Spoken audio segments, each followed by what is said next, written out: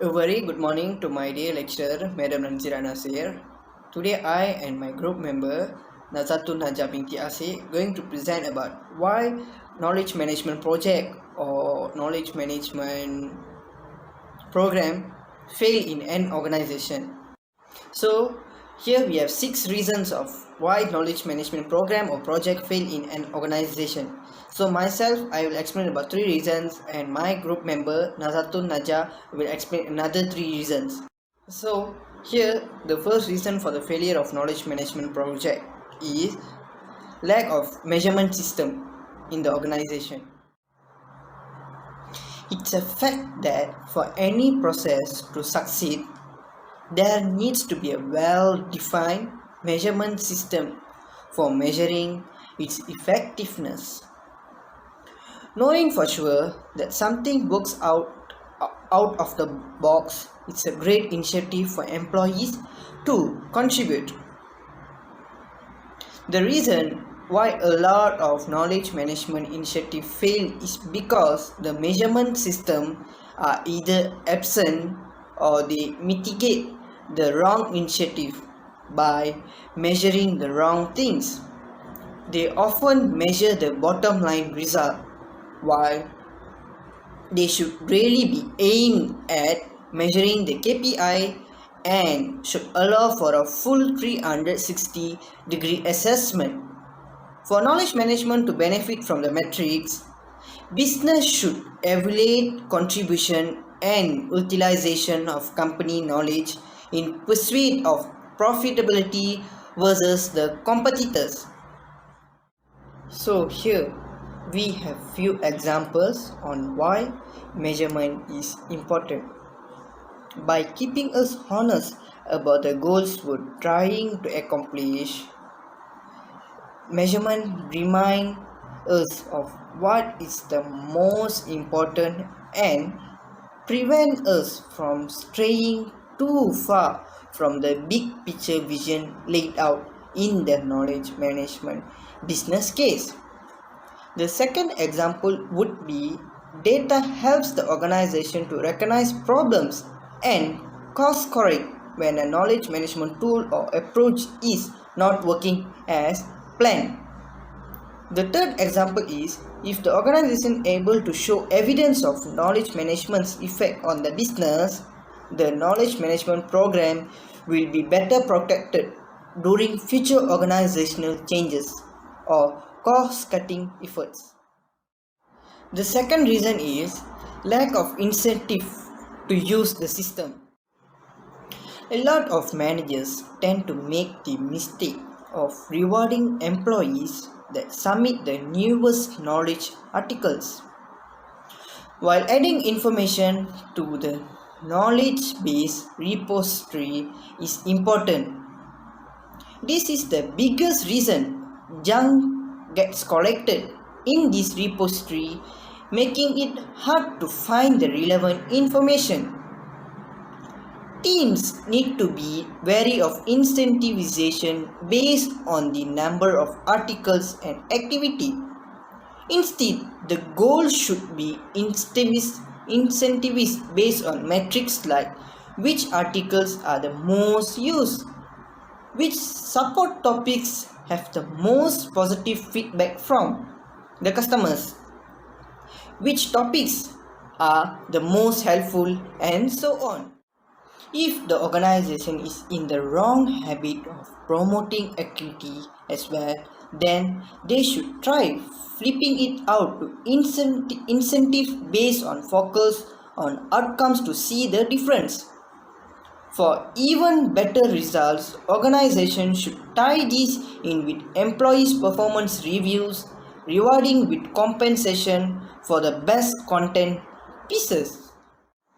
So let's see some examples of incentives. Everyone loves being rewarded, and we are not above bribery. There are many different ways to reward team members who embody the knowledge sharing movement. For starters, organization can provide a shout out in the form of an email, post or announcement when they notice a team member contributing something valuable that will be benefit the company. They can also give small prizes like t-shirts, water bottles and other swag to team members who are demonstrating excellent collaboration skills. Organizations should also consider giving a bonus to the employee who has the most highly utilized piece of content every quarter or every year. Following with the next reason, which is lack of knowledge sharing culture. Knowledge sharing culture is one of the primary drivers of knowledge management success or failure. And if the company continues to reward people for hoarding content rather than sharing it, it will be going to have a difficult time being successful. So here the organization should encourage various form of knowledge sharing. For example, they should set aside time to share and contribute content. Whether they reserve an hour each week for everyone to sit down and write something or set a monthly quota of content contribution. This strategy will ensure that available knowledge is being shared and documented so that it can be revisited again and again. Furthermore, the organization can set aside time for face-to-face collaboration. For those employees who flourish in face-to-face situations, maybe they can set aside meeting time to bounce ideas off each other on weekly or monthly basis. Team members who already feel comfortable with this will have an opportunity to express their ideas, and team members who are little shyer will get some great experience or practice. So, here the organization should find a knowledge sharing software which is right for their organization. The right knowledge sharing software will allow them to easily and quickly search for content, ask questions, locate experts, store documents and videos, streamline the training and onboarding process, and encourage everyone from interns to CEO to contribute ideas. A cloud-based knowledge sharing platform also allows team members to collaborate, share ideas, and stay aligned around the information even when they are not working in the same office. Next point is lack of performance indicators and measurable benefits. The ability to determine whether a project or initiative is succeeding or failing and whether it's a worthwhile endeavor for the organizations is a crucial for its long-term success.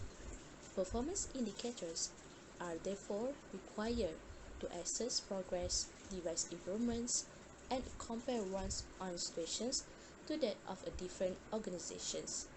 Knowledge management must be linked to economics, meaning that its value must be made apparent. Performance indicators are not always listed among the top value reasons. I have chosen to outline them first since they include several other causal factors, including management support and the ability to plan and evaluate. The effect of knowledge management is notoriously difficult to evaluate, particularly in monetary terms. The intangible nature of knowledge and the fact that value creation is often indirect and long-term make such an assessment very difficult. Yet performance indicators are crucial for management to continue investing in knowledge management. In their study, Hyderabad, Mogimi, and Hanifar found strong support for performance management for performance as a knowledge management success factor. So another point is inadequate skills of knowledge managers and workers. Knowledge managers and knowledge workers is comprise the entire spectrum of knowledge management related positions and may include such as titles of roles as Chief Knowledge Officer, Knowledge Broker, Knowledge Analyst, Knowledge Systems Engineer. The skills required of knowledge managers and knowledge workers can be broken down into the following broad categories such as strategic and business skills, management skills, intellectuals and learning skills, and also communications and interpersonal skills. So, the skills requirements for a knowledge manager or employee can change drastically depending on them, their field or their responsibilities. For example, the Chief Knowledge Officers needs a very strong strategies and skill in business. Not only that, it requires management, learning, and communication. Beside, beside that, the Chief Knowledge Officer does not need to know IT skills. For example, a system engineer on duty will develop a knowledge management system. Each employee has a task for perform. Knowledge management is likely to fail if there is a lack of availability of relevant skills. So, the right business and technical skills must be present to sustain the project. Skills can also be developed through training, providing also implemented with clear and measurable goals. So, last point is organizations must have improper planning, design, coordinations, and evaluation. Successful in knowledge management implementations depends upon the integrations of many different aspects of an organization. Knowledge management provides a strategy and organizational discipline for the integrations of people, process, and IT into an effective enterprise by walls. Proper planning and continuous evaluation are needed to ensure that all aspects of knowledge management are being implemented effectively and work well together. The ability to evaluate progress depends on having the best and most accurate performance indicators. Without this, management finds it difficult to track the effectiveness of the programs implemented. Thus, in general, an inadequate assessments can result either from the lack of capabilities of an organizations during the period. So, in this case, organizations must have a proper planning, designs, and coordinations to do and evaluations related to knowledge and talent management. So, the employees know better how important to solve problem with knowledge. Moreover, the implementations of knowledge management need to be focused on the organization's strategic business objective and critical business problems. In other words, the implementations of knowledge management requires a long-term and practical outlook. This is because there are no robust performance indicators or as a problem-solving alternative. This is due to the lack of a systematic approach during the implementations of knowledge management initiative for their employees. Thank you, madam, for giving us an opportunity on presenting the reasons of why knowledge management or project fails.